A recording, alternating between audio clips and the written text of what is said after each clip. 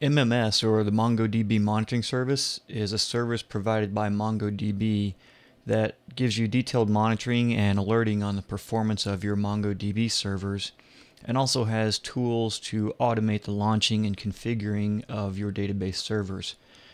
That's what we're going to focus on today, is the second half, launching and configuring your database servers. The first thing you need to do is get signed up with MMS, and you can do that at mms.mongodb.com. To get started, you just click the Begin Setup button. For our purposes, we want to start with a brand new deployment, so we'll click Build New, and then we also want to deploy into AWS, but as you can see here, you can use MMS to deploy locally to your laptop, or you can deploy to another environment such as your own data center. MMS also now has provisioning for AWS, and we want to take advantage of that as well. And today we're going to create a replica set. We need to give our replica set a name, so we'll just call it MMS Demo. And we're going to have 3 nodes in it, but you can see you can go all the way up to 11. And then this is the path where our data will be stored on our servers. And today we're not going to use MMS Backup, but you can also set that up here and have that automatically deployed.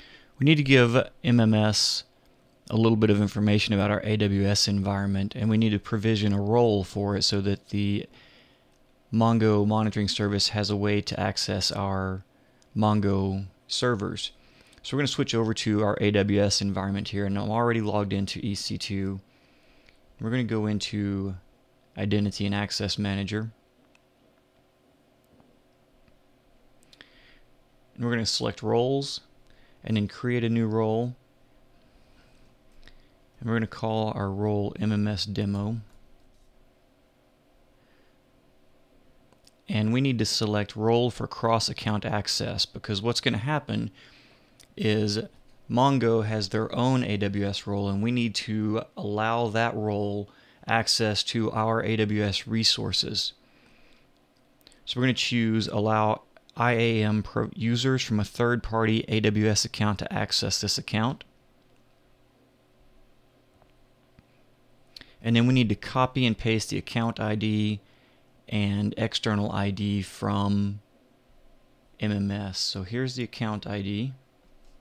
We'll just copy that, paste it into here, and then the external ID, again, we'll just copy it and paste it, and then select Next Step.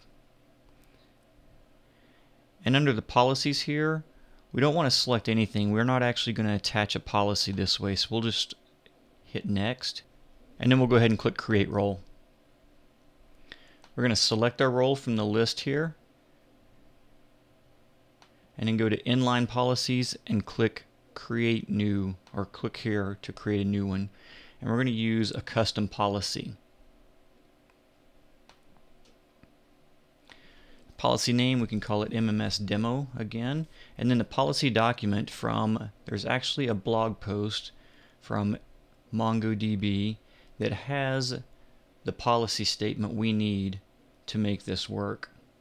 And so I'm just going to copy that, and there's a link to this page along with this video. But if you want to look at the policy real quick, it just shows that it's granting access to the EC2 resources inside of our AWS account.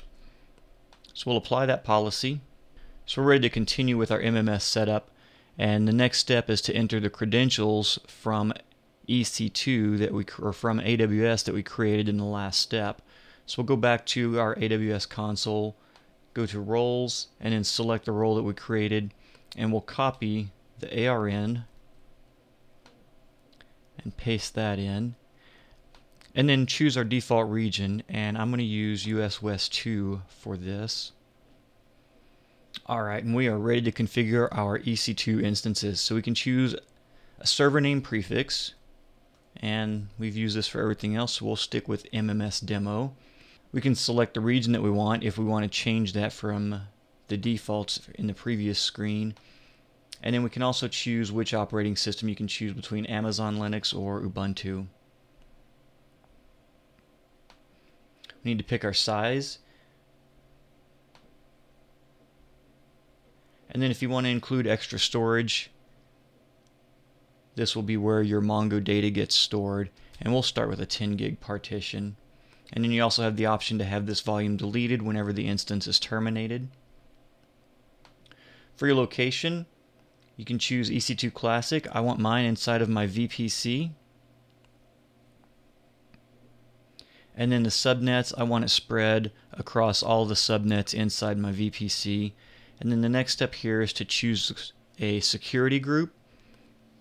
And I'm going to choose my default security group. And if you look at this note here, it says choose a security group with SSH open to all IPs, and also make sure TCP ports 27,000 through 27020 are open within the security group. And we can check that real quick just by going into our AWS console, back to EC2, and then choosing security groups under network and security. And I have two security groups here. You can see that they're both named default. However, the default that we want is the default group within our VPC. And if we look at our inbound permissions, we have SSH open to everywhere, and we have TCP ports 27000 through 27020 open to the world as required by the MMS documentation. So we'll click continue here, and this is just a little one last confirmation screen, and when we click provision, it's going to actually start the build process. So you can see here during the provisioning process, this page just continues to refresh itself, and right now it's waiting for the EC2 instances to launch. We can also switch over to our EC2 management console. So you can see the instances are all starting to come up now. Alright, so we can see all three instances are up and running here, and we've got the green light from the automation agent showing that that's been installed and it's running. And then it's also given us the version number of the automation agent as well. If we check into our EC2 management console and refresh the page there, you can see that all three of our instances have been provisioned. They're up and running and passed their checks. So we can click the continue button. So we're ready to install, and you can see that the backup agent is included by default on one of the nodes, but we're not using that for this demo, so we're going to click the X and remove that. And so we're just going to click deploy. We get a final screen here, and we can just click next, and then you get this little tutorial about how to navigate your instances inside of MMS once they're fully provisioned. And when we click done, we're taken to our screen here where we can see the deployment process in action. And then after a few minutes, we are taken to this screen here that shows our deployment's complete. You can see all three of my instances here, as well as a little indicator showing the primary and secondary status. When you hover over it, you have a link to go view the metrics for it. And then you also have some actions here as far as properties. Again, the metrics to connect to this instance, different things like that, and then the wrench icon here that allows you to reconfigure your instances on the fly.